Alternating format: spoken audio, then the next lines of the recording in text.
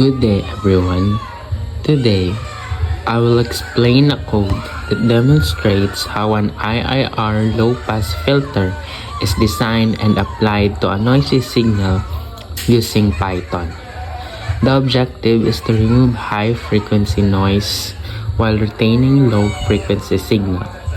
I will explain each part of the code step by step. Importing required libraries.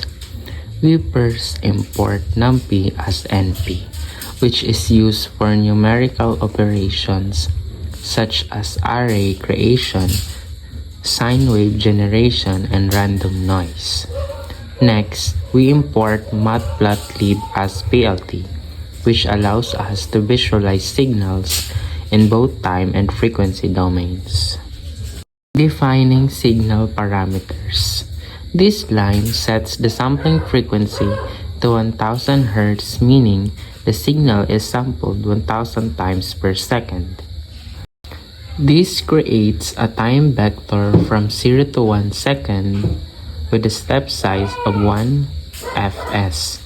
This time axis is used to generate the sinusoidal signals. Generating the low-frequency signal.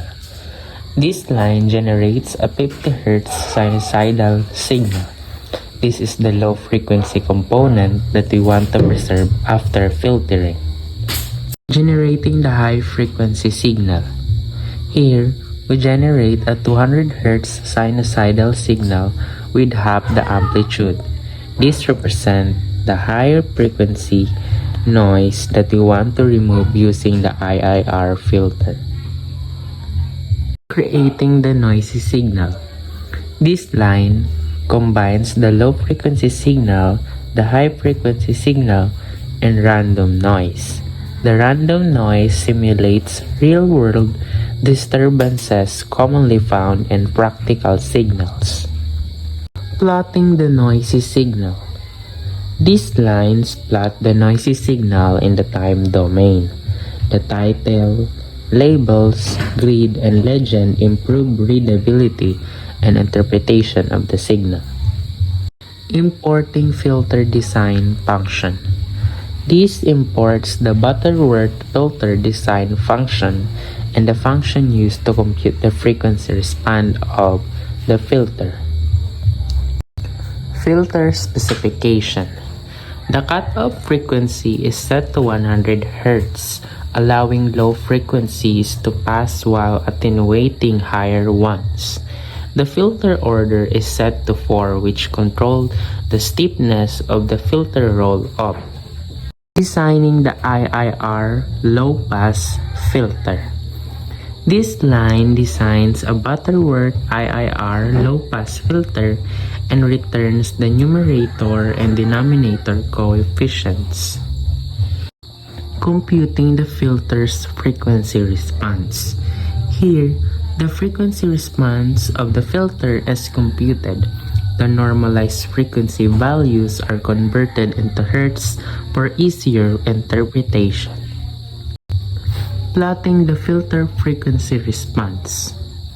This plot shows how the filter attenuates frequencies above the cutoff frequency of 100 Hz. Applying the IIR filter.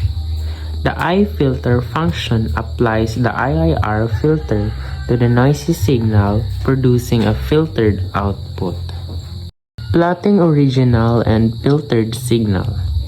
These plots compare the noisy signal and the filtered signal in the time domain. The filtered signal appears smoother due to the removal of high-frequency components. FFT analysis. This imports the fast Fourier transform function. These lines compute the frequency spectra of both signals. And this generates the frequency axis for plotting the FFT results.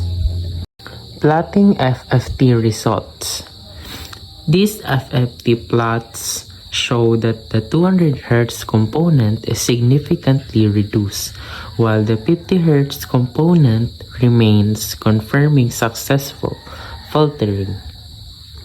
In conclusion, this code demonstrates the complete process of generating a noisy signal, designing an IIR Butterworth low-pass filter, applying it, and analyzing the result in both time and frequency domains.